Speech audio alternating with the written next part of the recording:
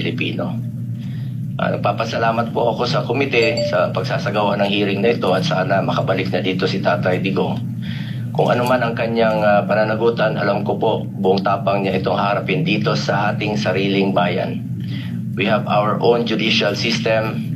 After all, it is for the Filipinos to judge if he has done his job effectively as president of this country.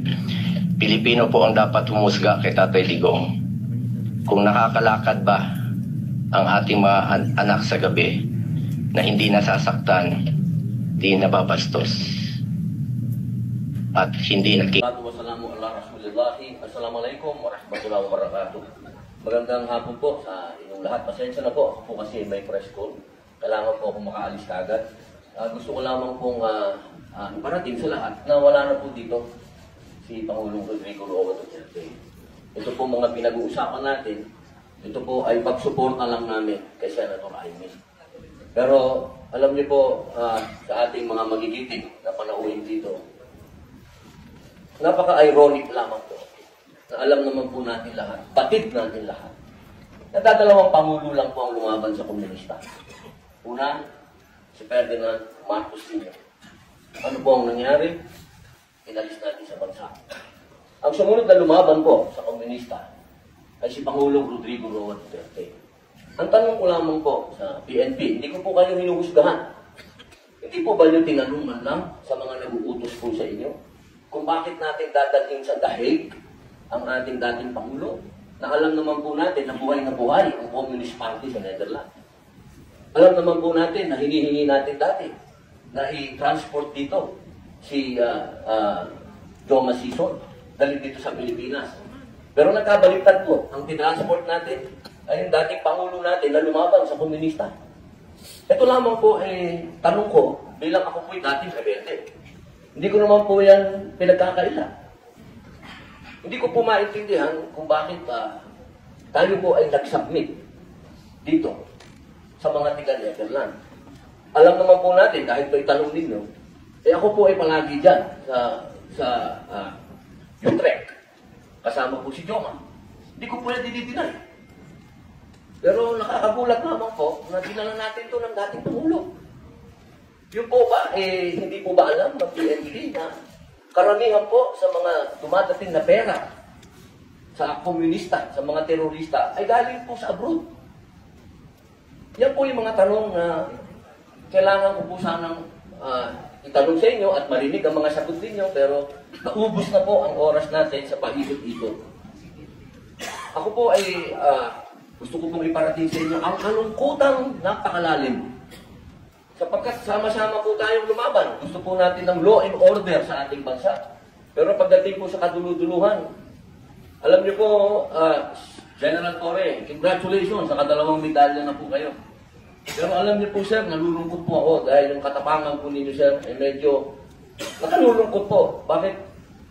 Napakatanda na po ni former President, sir.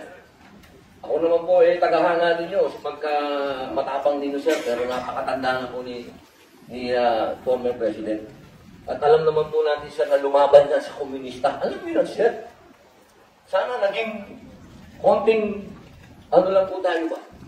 Binigyan naman natin ng konting, kung paano natin tinitingnan yung mga medalya nyo, hindi lang nalagyan ng medalya si Presidente, pero kung sa medalya ang pag-uusapan, tinulungan na tayo laban sa mga terorista. Yun lamang po, sir, sana napakasakit isipin.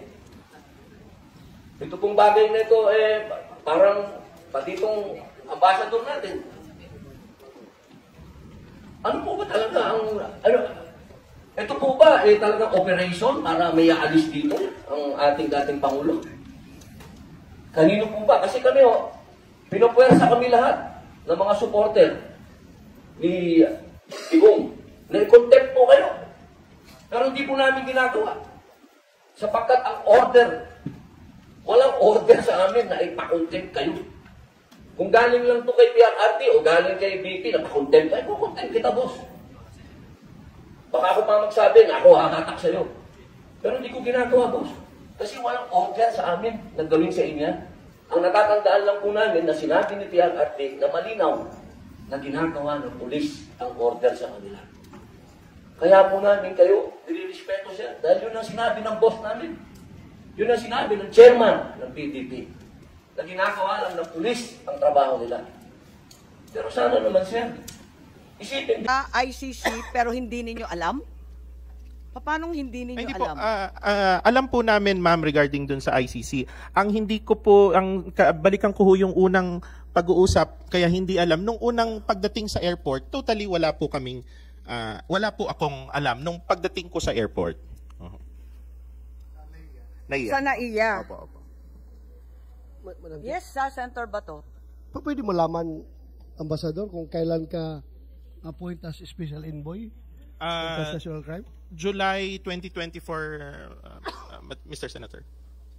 Alam ninyo, gusto ko lang tignan yung pinirmahan mo kasi maraming kabulastugan dito. Hindi ko maintindihan. Yung number 8, kung maipakita sa screen.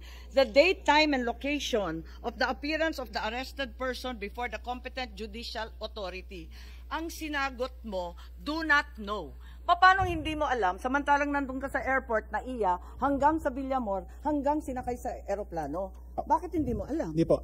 Yung number 8 po, that time, kagaya ho ng sinabi ko kanina, I'm just waiting for the certification from Department of Justice. Yung certification dumating pa ng March 12 Hindi po. Na dumating po on the same day, mga siguro 10 minutes. Pwede niyo pakita sa amin kasi yung certification na binigay ng DOJ sa amin, March 12 ang nakasulat. Yun po yung certification na binigay ko po. Yung date lang po, siguro kasi that was March 11. Pero yung... Date, time, and location. Opo. Yung certification ho na yon, na-send ho sa akin, nung nandun kami mismo, nasa eroplano pa, ng paglapag ho namin sa Hague. At sinabi dito, before the competent National Judicial Authority. So, ibig sabihin, Pilipino. Husgadong Pilipino, tama ba? Judicial Authority. Hindi mo rin alam? Kasi sabi dito, do not know Ayun po yung sinagot ko kasi I was waiting that time. Paano hindi mo alam Alam mo, mula nung dumating na talaga naman hindi pinayagan makita yung abogado, hindi pinayagan pumunta sa Pilipinong husgado, hindi pinayagan lumabas. Bakit mo sinasabing do not know? Nandun ka, nakababad ka, hanggang sa Hague, nandun ka Ma'am, that time, nandun po yung mga abogado niya. In fact, 3 po yung abogado. Hindi, walang abogadong sinasabi sa number 8 na pinirmahan mo before the competent National Judicial Authority. Ang sinabi mo, hindi mo alam. So, yun ho kasing certification, yung details, nandun po sa DOJ certification. Yun ho yung inaantay ko that time. Medyo nagkaroon lang ho ng delay nung sa pagpasok kasi sa problema ho sa internet. Ano? Kailan dumating yung DOJ certification? On the same day po, nung nasa aeroplano kami. Yan po, after po ng sign, kasi hindi ho December makapasok. 12 ang nakadate. Parang nagugulat ako. March. Sorry. Opo. Natataranta ako, nagugulat. Hindi po ma'am, Madam Chair, pumasok po yung certification on the same day. Medyo nagkaroon lang. Hindi, March 12 ang nakasabi. Paano mo natanggap? Excuse me, yung nagko-coach, nahihirapan po kami. I think the best person to answer that would be Abogado po the kayo? person who issued the certification is here. Yes, I think Prosecutor Fadulion, we're referring to the same certification of March 12. Is that correct? That is correct, Madam Chair. And it was sent to Ambassador Lacanang when and where? If I may just to explain, ma'am, the certification that is in the possession of the committee chair is a certification which indicated that the arrest was made on March 12, 2025. This certification was issued the day after the arrest. This would be March 12 also, 2025. So are you saying may mas maaga pang certification? There na siya lang ang nakakaalam? No, ma'am. This certification was the one which was prepared as per instructions to me by the OIC Secretary of Justice because it was needed by Ambassador Lacanilao the moment that he reaches The Hague. So this was prepared on that day, and if I may point, That day being? March 12. March 12. March 12. So hindi pa rin tumutugma yung oras? Yes, ma'am, may konti hong inadvertence dito kasi the date March 12 here refers to the time of the arrest when in fact the arrest was actually March 11 March 11, 2025 at approximately So hinabol lang 11:44. ninyo yung certification after the fact? No, ma'am. This was the first certification that was issued because this was the one that was needed by Ambassador Lacanilao.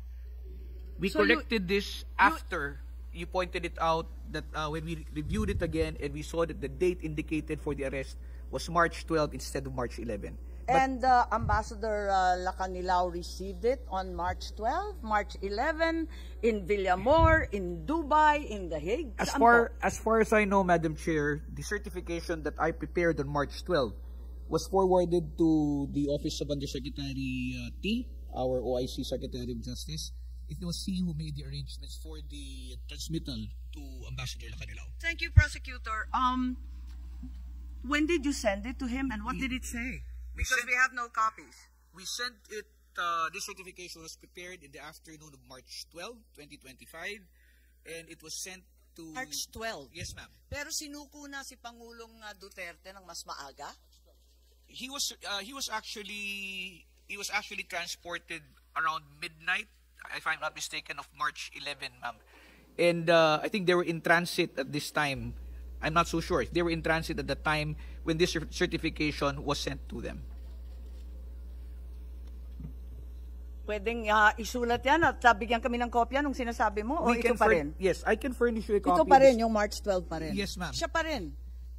Sinong siya pa Yung rin? sinasabi na yung aresto is March 12, not March 11? Yes, ma'am. Yan pa rin, yung mali-mali na yan? Yeah, ito pong pagkakamali nito which was eventually corrected po. Opo. Okay, we'll go back to that later. But Ambassador, when did you receive this? Yung time ho na pagdating namin ng Hague, dumating yung ICC representative, hindi ho kasi pumapasok mabuti yung messages namin with USEC-T dahil mahina ho yung net namin doon.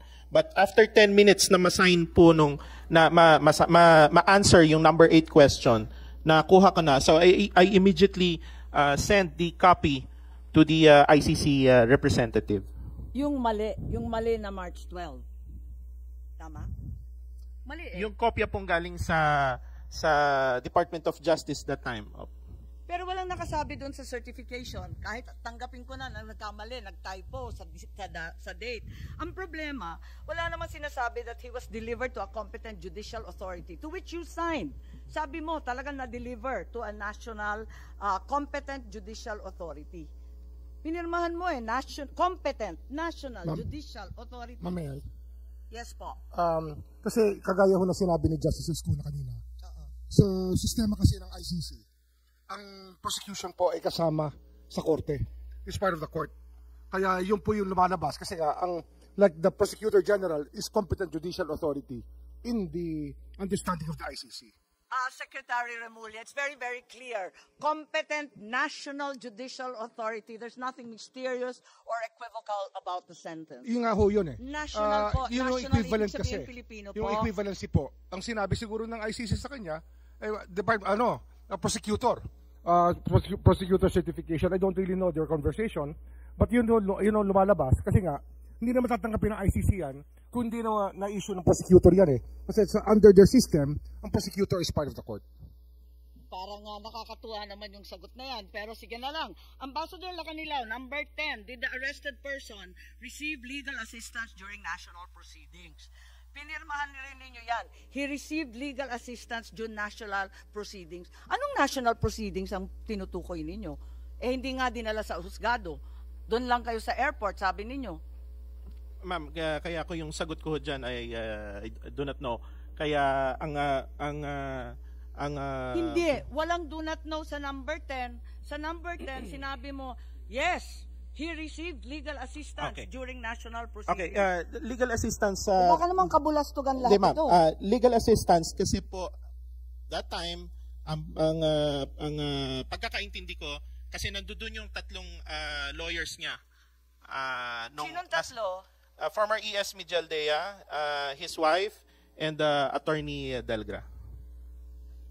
Madam Chair, Legal assistance during national proceeding. May national proceedings ba doon sa Villamor na sinasakop yung tatlong abogadong sinasabi mo?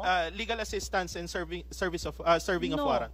Ang nakasabi dito, did the arrested person receive legal assistance? Basahin po ninyo, nandyan, during national proceedings. he received legal assistance during national proceedings. Ang sabi po ninyo. Service of warrant, ma'am. National proceedings. Yes, ma'am. Yan Service ang of warrant, pagkaintindi mo. Yes, Senator Bato, please. Ibig mong sabihin, you want to impress upon us that yung service of warrant is a national proceedings? Yan yung gusto mong Ma'am, that's an extradition form kasi. Sir, it's an extradition form. Ang lumalabas po kasi rito, case of first impression din po sa ICC na may nag-surrender po sa kanilang tao. Hindi pa ho nangyayari to eh. I think it's something that even the ICC tama ka, sir, tama ka. Pero didn't know how to react to it. balikan ko lang yung nakasulat. Natanggal, nawala. Ibalik mo nga. Ibalik mo. O very clear man ito, Ambassador. Did the arrested person receive legal assistance during national proceeding? Ang sagot mo, he received legal assistance during national proceedings. So, ibig mo sabihin, yung national proceedings na sasabi mo dito, yung pag-serve ng warrant. Serve ng warrant and also legal assistance kasi kasama ho niya yung tatlong abogado niya. Ay, ganun. Pati yung competent national judicial authority, si General Torre na lang yon. Wala ho Kasi kasing sino form ba ng yun? And then, may liwanag competent national judicial authority. Sino naman yun? Wala naman doon kundi police. Madam Chair, may I? Ano ho kasi, yung lumalabas ho kasi rito, talagang even the ICC, the form they use is for extradition purposes. Makikita po naman judicial authority, kasi yun ho talaga experience nating lahat. This is the first time na may nag-surrender po sa kanila. Then they don't even know our domestic law. Kaya po, this is a way to mash things up. Kaya nga nung nag-require ng certification, umubra po yung certification ng Department of Justice, ng Prosecutor General, kasi yun po yung understanding nila ng situation. Pero this is an extradition form, kaya ang mga tanong po dyan is for extradition, not for surrender. Pero kung extradition yung form mismo ng ICC, dapat nasundan yung extradition na process. May competent national judicial authority. Mismo yung ICC, inaalma pala na hindi ito extradition. Madam Chair. Yes, Senator Cayetano. Just some points. I understand, SOJ, where you're going, but ang problem ko kasi yung pumirma yung representative supposedly ng bansa. Kasi from the start, information on the surrender and transfer yung title nung form. But as you said, kasi extradition is a form of surrendering, di ba? Pero hindi yun ang sinunod natin. So ang understanding ko kasi, very strict din yung ICC sa human rights. Kasi precisely nga, it's a court that based everything on human rights. So they want to make sure with the form that we followed human rights. Okay. So dun sa number 10, personally, I'm not committing the committee. Personally, I can understand that the service of the warrant is part of the national proceeding.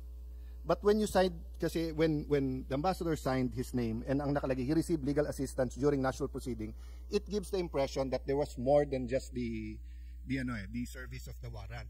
If you relate that with number 8, kasi sa number 8, competent national judicial authority. So for example, kung sa kanila, kasama ng judiciary yung fiscal, sa atin ang competent na judiciary is just the judiciary. Mr. Senator, kasi nga, yung questions in the form refer to case of extradition. Yes. Case of first impression nga to kada. Even to the ICC, even to the Philippine government, to the Executive Department, to the Senate, to the Supreme Court, this is a case of first impression. And assuming lalo na kung first impression, di ba dapat linagay na lang I do not know doon sa ibang question. Sinagot niya, no, I do not know. Bakit dito buong ningning siya sumagot? Yeah. Can I pursue that? So assuming, Mr. Secretary, that I will reply and simply agree with you. Yun ang point ko, di ba? That the representative of the Philippine government should not just sign. He should have noted there, surrender to, not applicable, etc. Because nga, ang titignan naman yung dokumento, hindi yung paliwanag. But I have one more question, and ma'am, payagan nyo, itulay ko rin to kay General Torre. Sir, pakinggan nyo yung question ko kay Ambassador kasi baka may link to sa isang tanong ko sa inyo. Ambassador, if you go one by one sa questions, it seems to me the ICC wants to make sure na nasunod yung due process at saka human rights ng akusado at ng inaresto. In your view, meron po bang violation ng batas sa pag-arrest or pag-detain ni former President Duterte? Wala po. So wala. Opo. So wala. And you know our law, so walang violation. Opo.